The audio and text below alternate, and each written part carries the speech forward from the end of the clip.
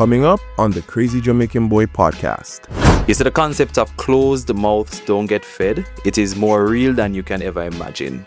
The most you can get from somebody when you ask them is a no. Someone talented and no. Someone talented and you're sticking to the structure of what was presented to you growing up your entire life. We mix up and fool. Yeah. Now, we're just not ready for certain understanding of career choices and them kind of stuff. Alright guys, I'm nasty double, so just rest assured. Alright guys, I don't know, this is your boy Anthony, and we're back again with another episode of the Crazy Jamaican Boy podcast, episode 9. We took a little break from last week, but we're back and we're strong again, and you don't know me there with my twin, Joel Nomdarkham. Yes, let us just settle all the allegations. Let's just settle in. I am Joel, this is Anthony. Yeah, guys. Yeah. Out the face. Yeah. Face, alright? Yes. Crazy. Listen, you know, say if you commit a crime on my yard, them would have show up. Because literally, how much DMs me get more wild, but hey, I waited. I mean, I say, it's not me. It's more than like you attack Joel, literally. People tag you in my video, them more. Yeah, I see that quite a bit. I say, yo. It's from high school as well. From high school days. You know, he was on the wrong side of North Street. Man, I know what I want. Listen to me. Guys, let's just settle this once and for all. There are two great institutions on North Street. St. George's College and the Gleaner Company. I'm just saying.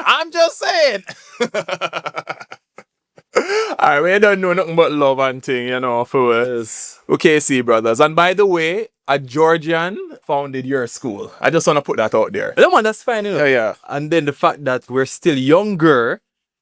Okay. We'll have the most champs titles. Okay, alright, we're not gonna another will come on the episode all right, for still. all right, no Yes, problem. another will Okay. come off. Okay, much respect. Alright. Fort is forever. Alright, Joel, you know, this guy, if you don't know him, he's been doing amazing things out there, you know, for youth development. And Joel, you know, for those who may not know who you are, which I mean, quite frankly, it's not that many people. Enough people know the moment. Oh, my elevator pitch ready. So whether you know me or not, you must always have an elevator pitch. Alright, there you go. So give us a quick 30-second introduction on. Greetings, everybody. My name is Joel Nomdarkham. I'm a marketer, a social impact creator, and an author. I believe in the future. I believe that young people should be educated, motivated, and inspired. And as such, most of the work that I do is along that line. I also own my own marketing company called Amplify Studios. And I just believe in living life to the fullest. I enjoy traveling. Yeah. In the future, I'd like to be... Whoa. Yeah, man. Alright. Them kind of Mr. Jamaican speech there. We can't bother, you know. Alright, guys. But before we get into the meat of the episode, guys, make sure you like, make sure you share, make sure you subscribe. Do all of that for me, guys. That's how this podcast can grow or can elevate. If you guys are listening on Spotify and Apple, make sure to leave a little review. Leave a little review for me. And, you know, like it, rate it, everything. And make sure you guys are following my socials. It's the Anthony Tracy across the board. Instagram, TikTok. And for the old people that must still use Facebook, yeah, I have that phone too. Can't give up that. Hey. Can never sleep on Facebook. Oh, you still use Facebook? No, I just use Facebook because, you know, in our profession, we have to run ads. True. We can't escape Meta. True. So we have to channel everything through that in order to get Instagram and all sorts of drama. But no, man, them days are done. Me dep on a very... Social media for me right now, it's a scaled down approach. So every year what I try to do is I do an evaluation in terms of the social media platforms I'm using. Yeah. Because there's a lot happening right now, and I think a lot of people need to kind of like ease up on the digital consumption. So like I no longer have a Snapchat, I no longer have a Facebook, I no longer have a Twitter. So I know I toggle between the ones that I have now. So, but that's just a personal decision because I don't. You know what? I want to find some time for read and the books. Yes, and we're gonna talk about that. We're gonna talk about that. You know, you're a esteemed author, I should say. Yes, sir. All right, tell us about that though. Tell us about the book that you published and it's on the market for our consumption. For those who may not know that you are an author as well. Yeah, and I'm getting a little bit more comfortable into that front in terms of talking about being an author and all of that, because sometimes I really can't believe that it actually happened. But in 2025 I published my first children's book called Future Makers: A Guide to 30 Creative Careers. Very relevant in this context because our young people now, we're faced with several things. We're faced with identity crisis for a lot of young people because of the conversion of so many different moving parts: parental advice, friend and company, and no technology. So enough young people don't really know them way. And we're also faced with the view of traditional careers still being, the main point in which we have conversations around the next step for young people. So Future Makers really solves that issue, or tries to be that tool to bridge a good gap. It came from my personal experience of going to schools and talking to young people and realizing that most of them don't really understand how lucrative a lot of these creative careers are. A big part of it for me as well is, as somebody who is very big on inclusivity and diversity, the book is born accessible, which means that we have students from the deaf community who are able to access the book by not just reading it. So we have QR codes embedded in the book, and there are so many things, but all of that is coming from my upbringing and growing up and the interest that I've always had in that space, but also as a marketer and a professional, going into these schools and understand that these young people really don't know what is a marketing manager, they don't know what is a content creator, trying to solve that. So presenting careers to them in a very creative way. We have 30 of them, from fashion designer to makeup artist to dancer to chef. And we want them to understand that there is a big world out there, and finding these tools and initiatives and ways to do so really motivates me to even go further. I'm really appreciate that still, because we're in primary school, high school, you're always taught about the basic career paths, lawyer, doctor, engineer. I feel like when you get older now and you just kind of immerse yourself in like the market, you start to kind of realize, okay, I don't have to do that. Yes. I can do so many other things, in my life and make more money. Trust me. So don't limit yourself, guys. Always explore all the options out there. Where can we get your book? My children's book, you can get it at Morgan's Creek Sovereign Center. Morgan. And yeah, man, that's my first choice. And then for those overseas, you can always get it on Amazon. So just search for Future Makers, or you can go to futuremakers30.com and you can find all the information. But I've always maintained that this children's book for me was a gift. I did it in celebration of my 30th birthday. I launched it when I was 31 because books take long for. Let me tell you something. You see this author thing. When I found this, I want to turn author. There's a lot of work going into becoming an author. A lot of research and a lot of preparation, pre-planning. When you come on to your book design, when you come on to proofreading, when you come on to the editing aspect of it, I encourage people to take this journey, but also don't do it as a vanity. Do it as something that you really care about, because you want to get it properly done. And I want to especially thank her every day, my publisher Latoya West Blackwood from Imagination Books, who continue to inspire so many people. Is that a local-based publisher? Yeah, man, local-based. And we spent so much time on this. What was the process like though? How long was the process to get published? It took us, to be honest, the entire project took us like a year and a half. Because we had to design. Shout out to Kenil, who just is the best designer I know. Well, Kenil and Antonio, them good. Yeah. But it's a process, and I encourage people to record them. Record their journey, document things they care about, because there's no better way to put it than in a book. That has shelf life. And it's also something that's easily accessible. And I mean, we're in a culture now where we're trying to encourage more young people and adults in general to just read more. True. Our mantra is just building a knowledge culture, because we're having a public health crisis with illiteracy. Some people may not see it as a public health crisis, but it is. And if we can, I just try to play my part. No, I read that, man. I read that. All right, me not gonna be no hypocrite now, I'm not reading them. I can't tell the last time I pick up a book. That shelf you have. I am going to before you leave this podcast, I'm going to give you one. I think I'm going to lend you Wire Walker, which is over there. But I don't what I want to still. Yeah, but no, man, I'm looking collection. I'm just a starter. Yeah. Most of these books I've read already. Yeah, man. And I'm telling you, brother, when I started this reading journey, it was so transformational for me. I turn one monk all of a sudden. Yeah. It's just a different sense of self. You take some time away, and my choice is to read actual books. But as I said before, we're facing a serious challenge now, and between adults and children, adults especially, you have to lead the charge. You need to get back into story time with your kids. You need to, you need to balance that tablet time with text. Our younger ones, they need them to too much TikTok and TikTok spinning them one upon TikTok. Crazy. This cocomelon foolishness. It's crazy. I mean, I say we have to strike a balance, because at the end of the day, it's a new generation, and unfortunately, that's just how the content is being consumed and how they're learning. We have to meet them in the middle, so we have to also be responsible in terms of some of the contents we're bringing to them and how we're showing up in the space as well. No, you're absolutely right, for sure. Yeah. I just want to switch gears a bit. So in your book, you're trying to show the youths, there are other career paths that you can take.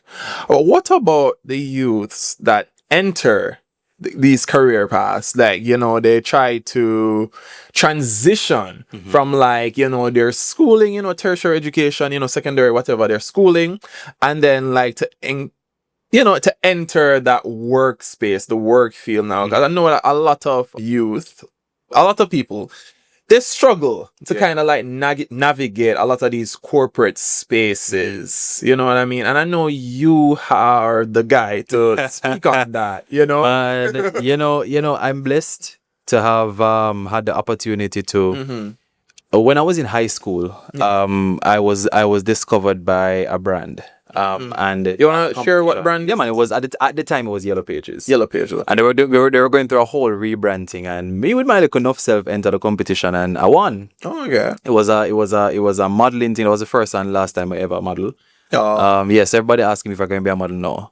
Probably one day, but never. Nah.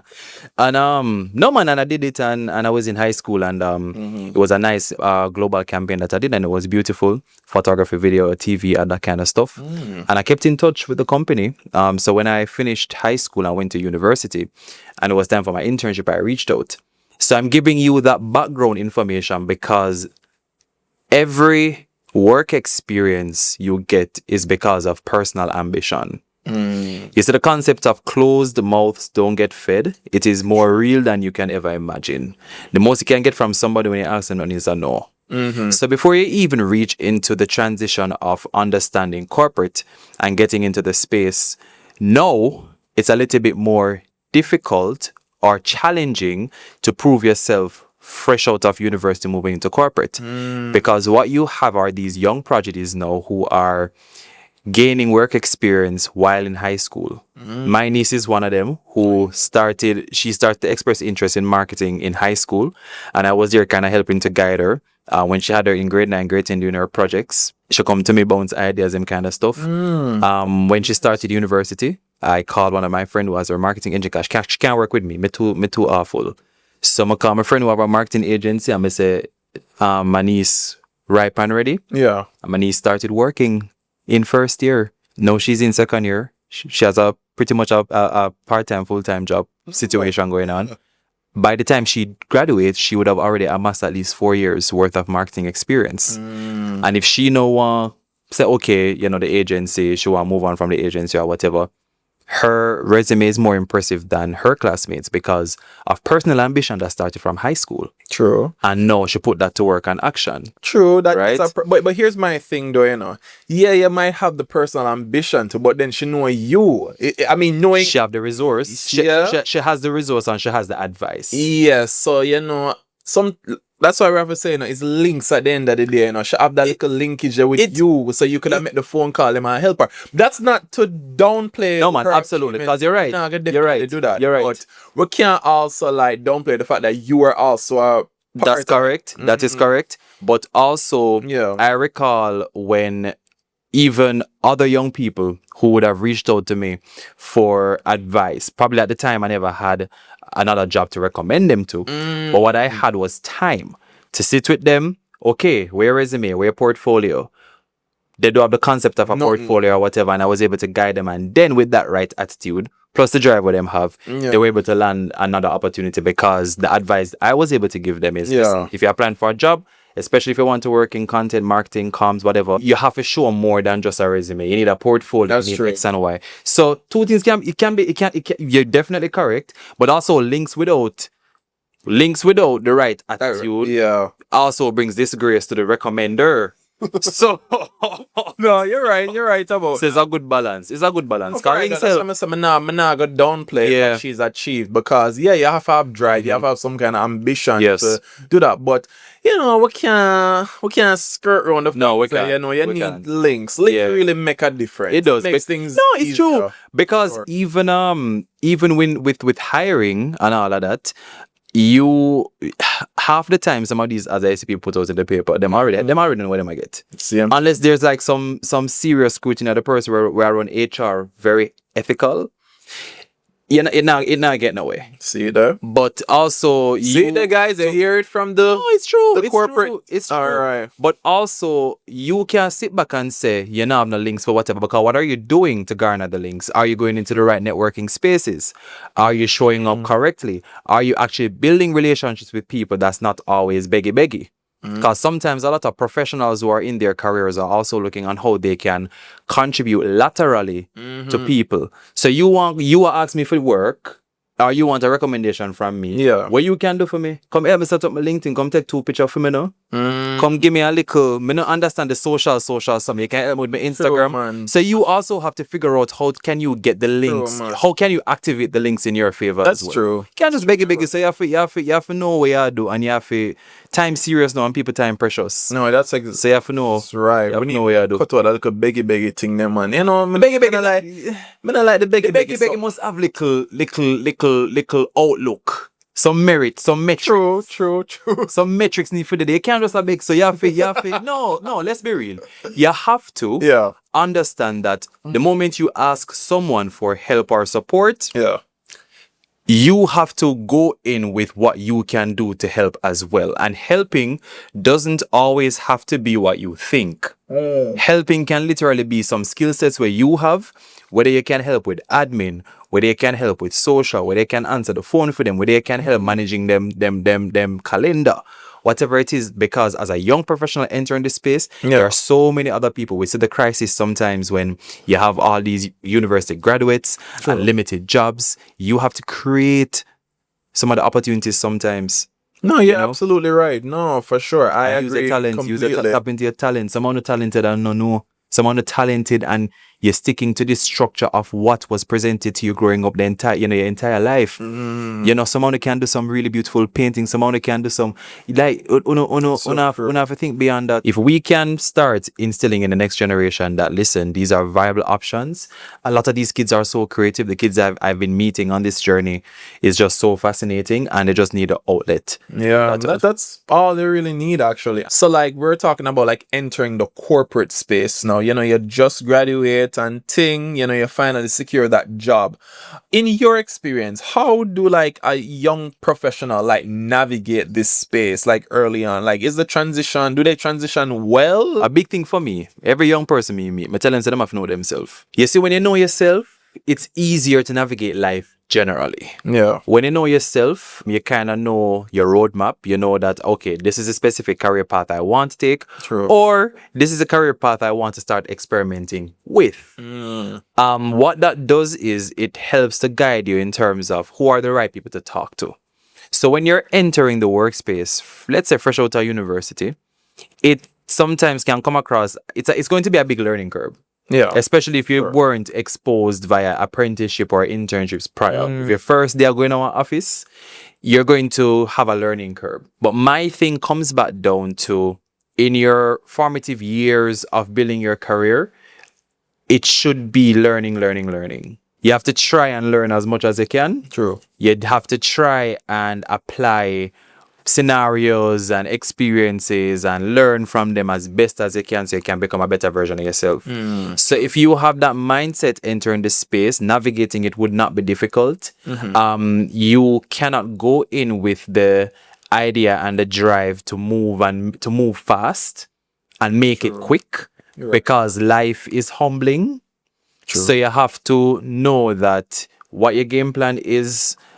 Set some timelines. For instance, I find that not a lot of professionals set timelines. So, for example, all right, in my first 2 years at this company, I want to spend the first year learning it and knowing more.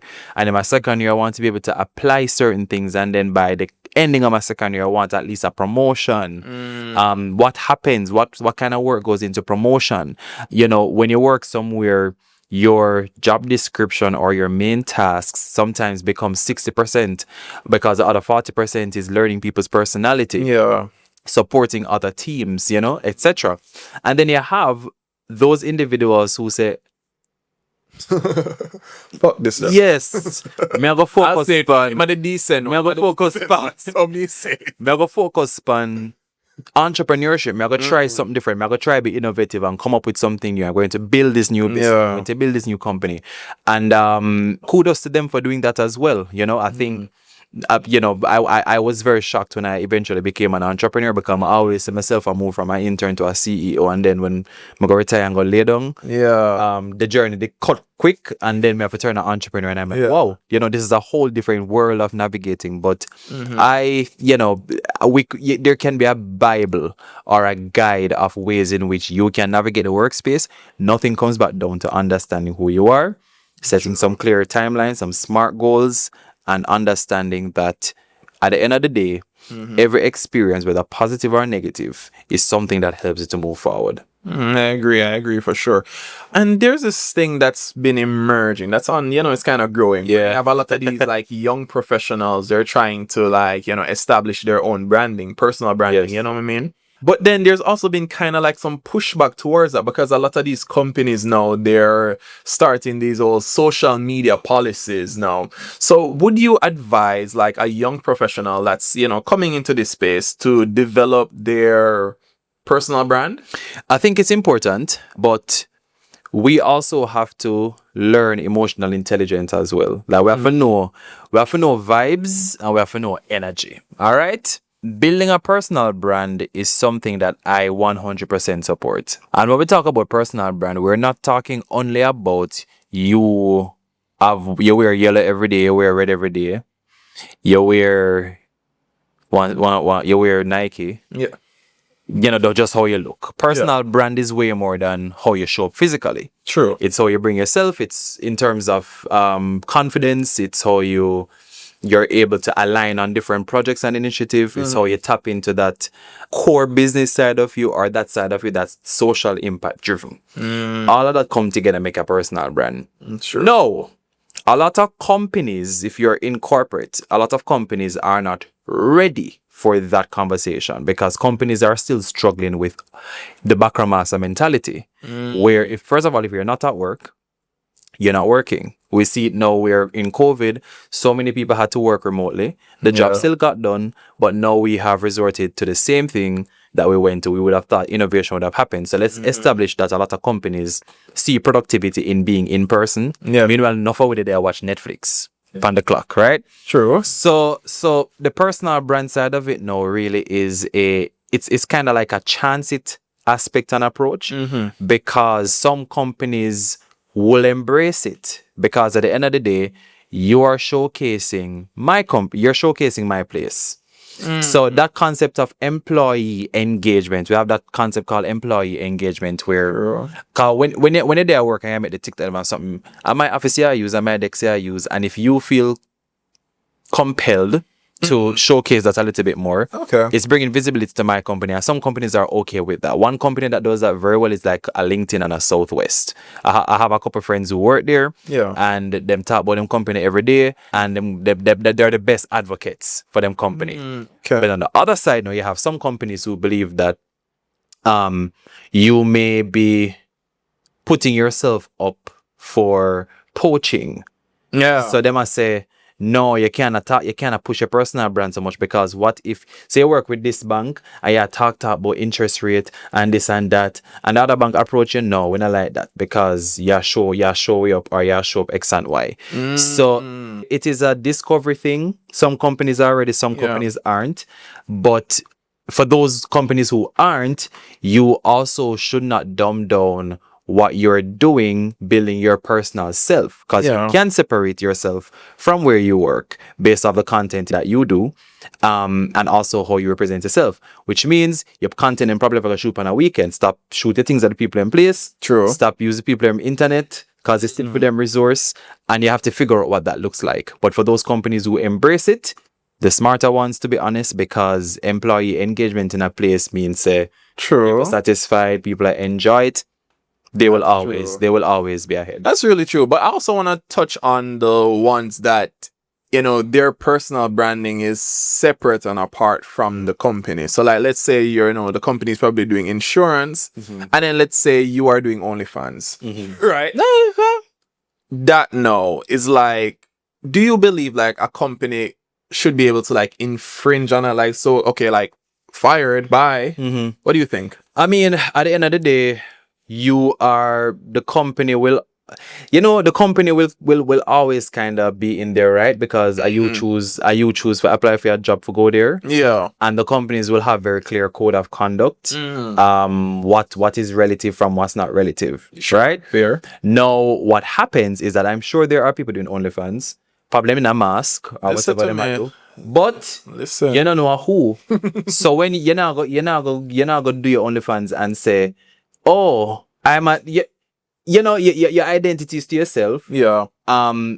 Versus if you choose to do that and you work somewhere, there's a possibility that somebody might, because people mix up and fool. Yeah. We're just not ready for certain understanding of career choices and them kind of stuff. Yeah. And if it gets back to a certain company and they do believe that this is if it becomes a distraction, then they may take the necessary step. True. So my thing is, as an individual, you always have to be most always sign company rule book and something. We don't read the fine prints. True. I know for sure that one main thing is that if you eventually bring the company's name into public disgrace, or put disgrace in a quotation, or disrepute, then there are sanctions. And one of them may be termination. So the personal brand thing, be very sure about what the perception is at the company. Yeah.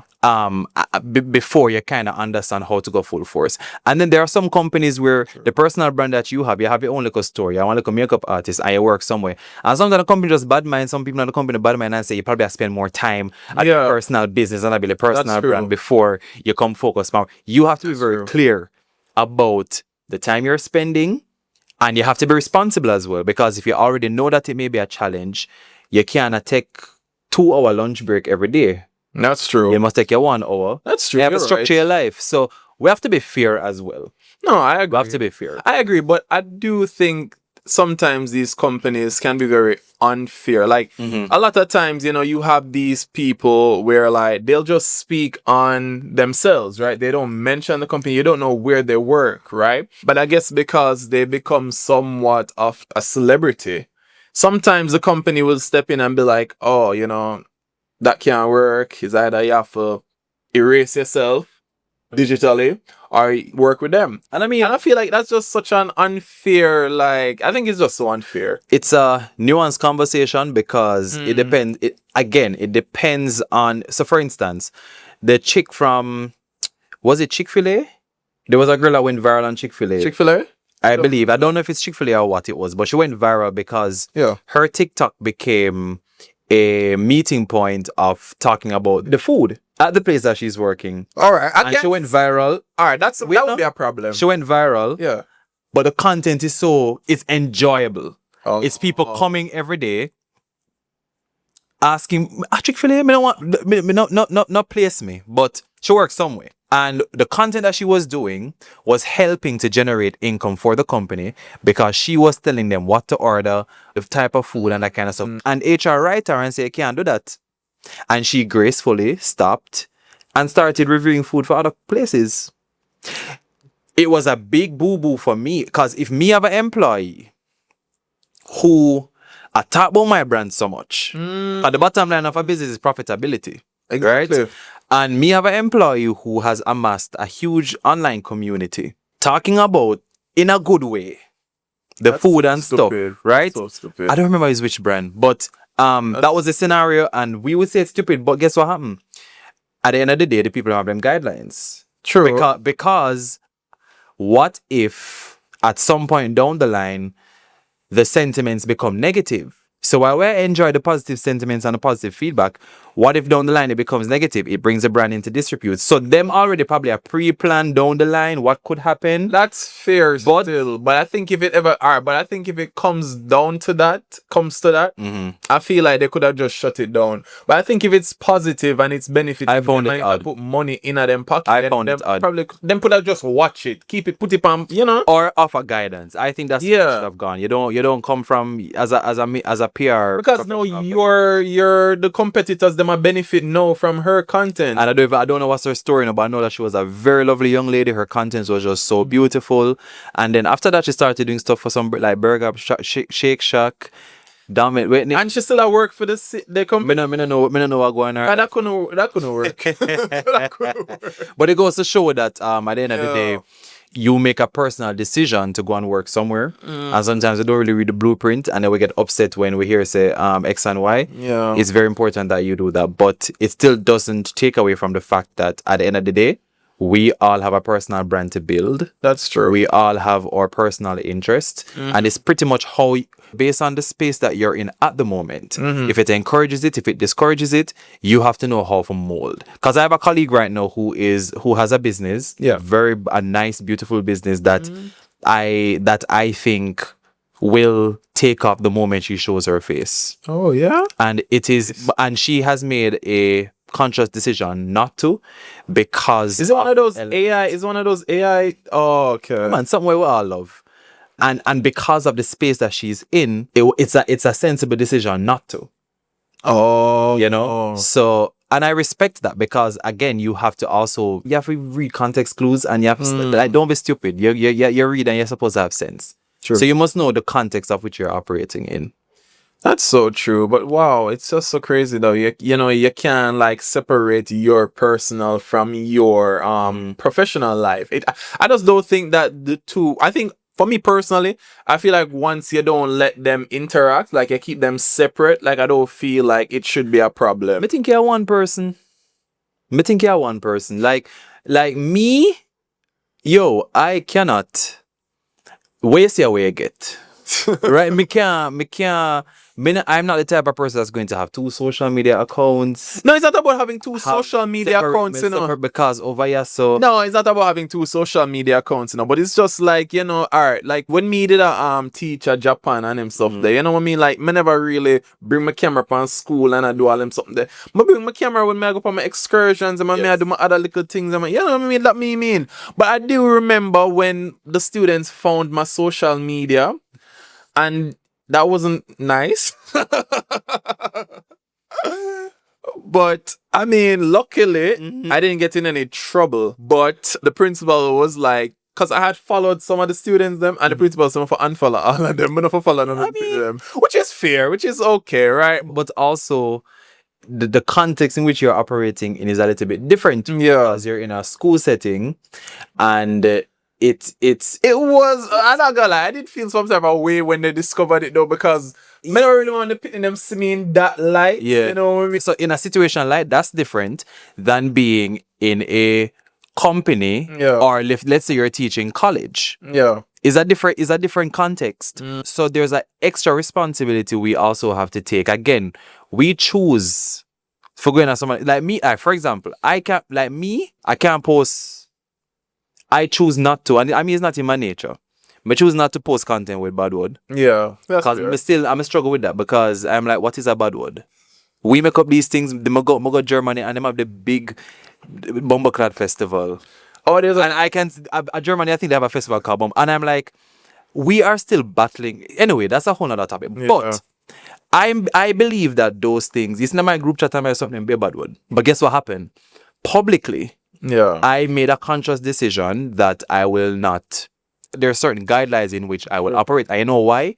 Because I'm going to schools. I chose to become a children's book author. And there's a possibility that parents, teachers will find my social media. That's true. And I can't be going to a school telling kids if motivate and blah, blah, blah. When I know that society's perception of what is lewd, what is inappropriate, we still have a world to go to understand them something, because we have cultural, we have some reculturing to do, right?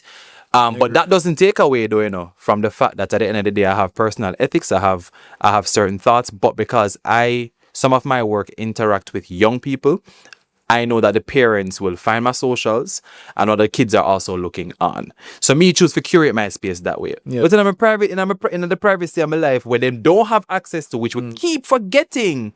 Nobody now say you can't be yourself. Yeah. No. It's where you be yourself. True. In the end of the privacy, I'm a group chat them, I'm a group trip them where me choose for no show. True. So we have to understand, we have to be fair, and we have to be sensible in what we're doing. If you don't have any restrictions with any of that, you can create content over where you want it. True. You know, but you can't come, I go talk to kids about conflict resolution, and then me I repost fighting video. It don't make no sense. It don't make no sense. It's like, and that's a personal decision I decided to make, and that is when we talk about personal branding. People will know, say, because right now if my page get hacked and you start to something, they might say, even if I me go retweet by accident, they might go say, what's the way Joel this? No things me can't get away with, you know. True, because it's just never on my socials. Oh, you're right. And that's how I curate it. So we have to get real sometimes, you know. No, you're right. You know, you're right. You're absolutely right. Yeah, for sure. I mean, yeah. Is that struggle? Me the crazy Jamaican boy, you know. I'm a Joel Nomdarkham. So, you know, me run my social media different. And cuss whom for cuss. And guess what? Happened? At the end of the day, we still have things that we agree to and things that we disagree to, but at the same time we have respect for each other. For sure. You know what I mean? And that's what it boils down to. People don't understand, say, what is for you is for you. What kind of content you wanna resonate with, just don't consume it. Content that you love, feel free to explore, feel free to express. But just know that. Just know context. I think sometimes we keep forgetting context. Know the context in which you're operating. Because you can't go in the people them store and put on your phone right this and start the TikTok video. Obstruct the other people that we are coming. And then know the context of that. No, you're a nuisance. And then you're gone, and then the story gone elsewhere. And you know, that's just an example to show how we just think within the context in which you're operating. No, we need to think more. We're too shallow. You're right for sure. And then the thing is too, you know, just because you see the foreigner them do it, that means you have to bring it out, yeah. Alright, it not gonna work for you like that. Well, Joel, you know, this was really good, very informative. I'm sure like the listeners them really appreciate you coming on and sharing your knowledge. But before we wrap up, how can they connect to you? Yeah, man, they can find me on LinkedIn at Joel Nomdarkham, and you can find me on Instagram and TikTok at. I mean, you're big on LinkedIn too, because I hear like you're like a voice. Like they recognize it. Yeah, like I was recognized as a LinkedIn top voice 2 years ago. But as I said before, you know, 2 years ago versus now is different. I find it that I'm liking TikTok a little bit more. And I think I'm liking TikTok because it is it's an unfiltered place, and because of how I've curated my community, I find it that most of the stuff I see are things that I want to see. True. Enough jokes and stuff, but I also think because again the type of work that I do, which is really reaching young people, a lot of them are there, and if I can start some movement and initiative and talk about the stuff that I'm doing, then I don't mind it reach them. So I even have this concept of probably start doing some story time on live. Come here, so I can make money, so I might as well. True. Taps and roses. Taps and roses. How art thou the strawberry of the field? I know something, but I find that I like it a little bit more because if I'm able to reach the audience, especially with the children's literature, because as I said, guys, we can't avoid what's happening, right? People creating a frenzy about social media usage on young people and blah, blah, blah. We have to just learn to adapt. We have to adapt, and we have to meet them where they are. And then over TikTok, I'll go over to read to Louise Bennett. That's a good. No, that really makes sense for real, guys. All right, guys, you don't know, big up on yourself, and make sure you guys, like I said, like, share, subscribe, and the whole works. All right. Oh, and leave a comment too, guys, and yeah, big up on yourself. Enough love. Thanks again, and I will see you guys soon. All right. Blessings. All right.